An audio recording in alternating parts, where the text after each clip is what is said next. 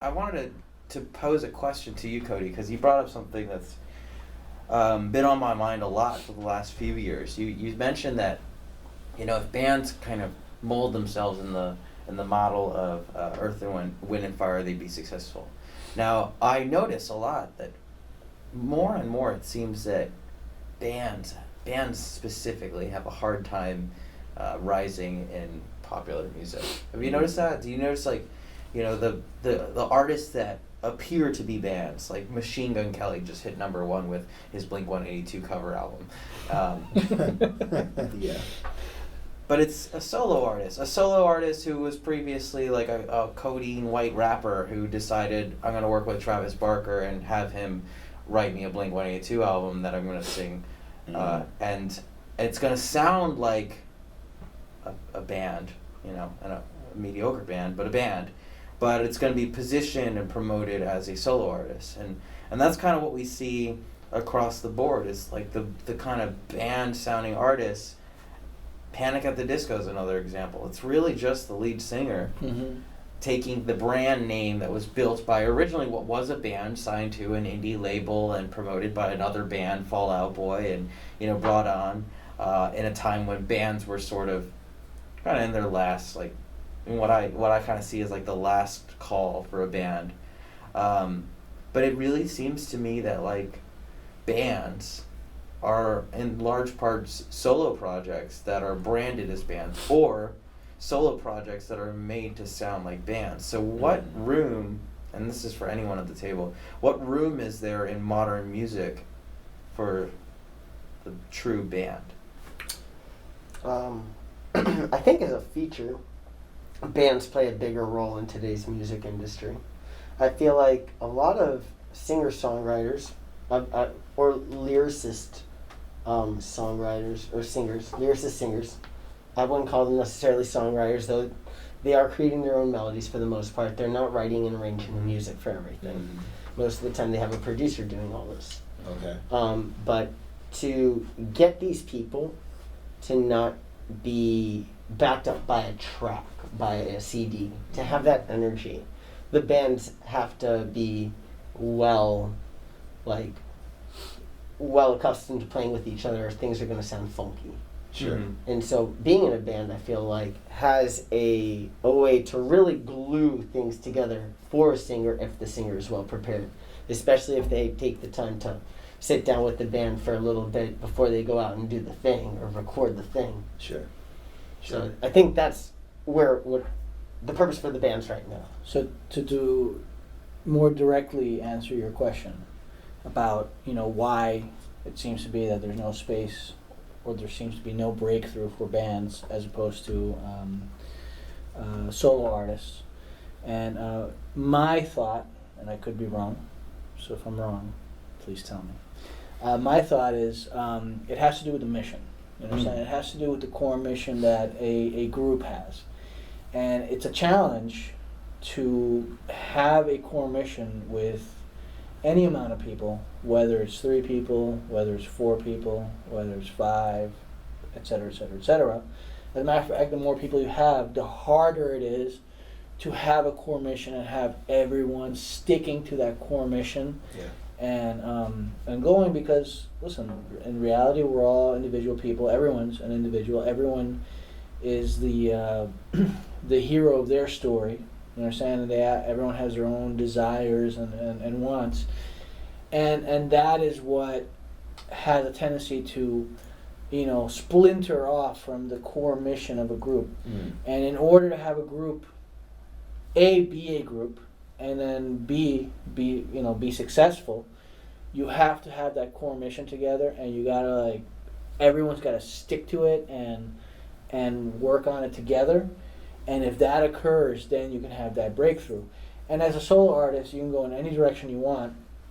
And if you have that support behind you, because no one makes it without support, that's a fact, right? If you have that support behind you, whether it's a band you bring in to play on your album for Free you. nationals, yeah. Yeah, whether it's that, or whether it's a producer that you come, or a series of producers that come and produce tracks for you, and you write with them, or if it's a full-blown production with songwriters, producers, musicians, the whole 9 yards.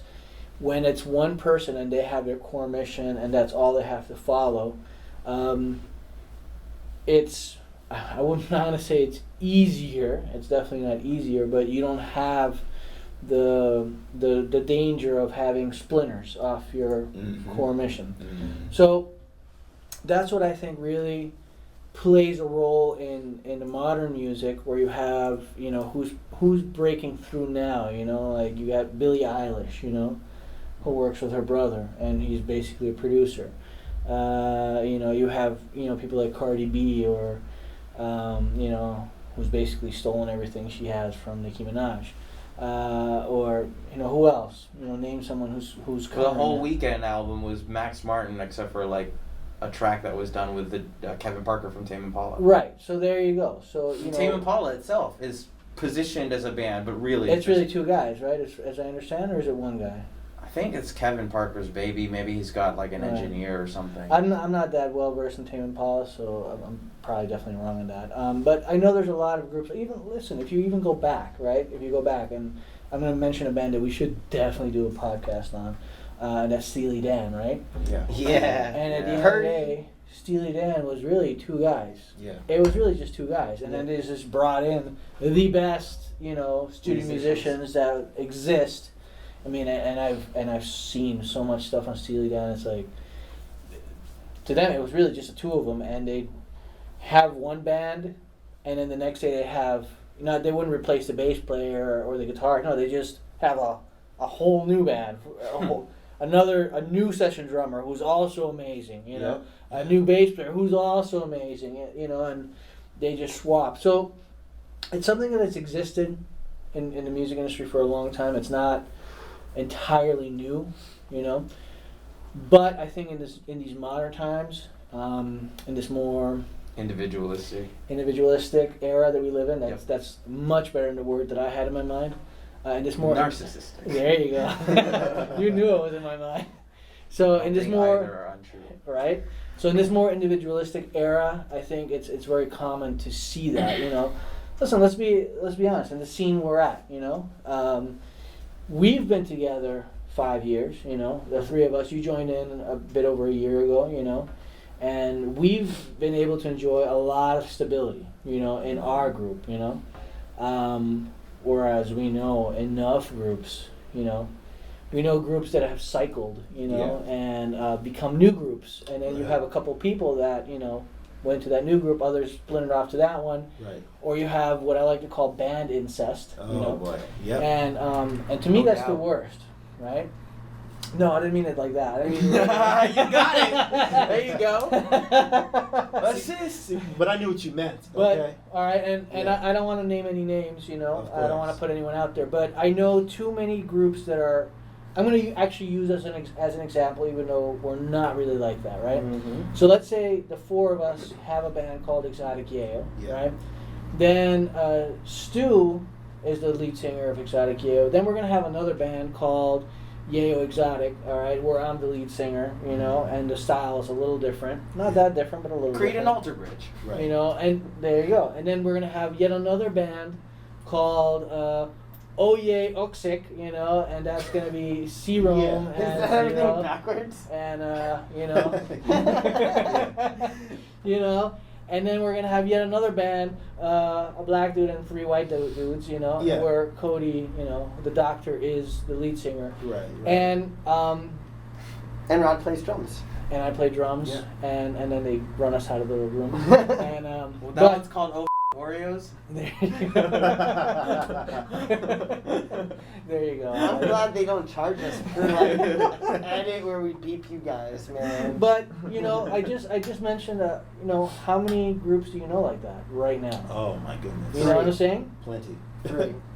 So I know enough groups like that, you know, that operate that way, and I don't understand that, because what you get in that scenario is Stu is going to care about Xotic Yeyo and progressing Xotic Yeyo. Right. I'm going to care about Yeyo Xotic and progressing, et cetera, et cetera, et cetera. Correct. And you lose your core mission. Yeah. Whereas if everyone works together, like we have Xotic Yeyo, and everyone's working on that and everyone's pushing together to go forward, you're going to move further than the four, individual groups hedging your bets. Right. You know what I'm saying?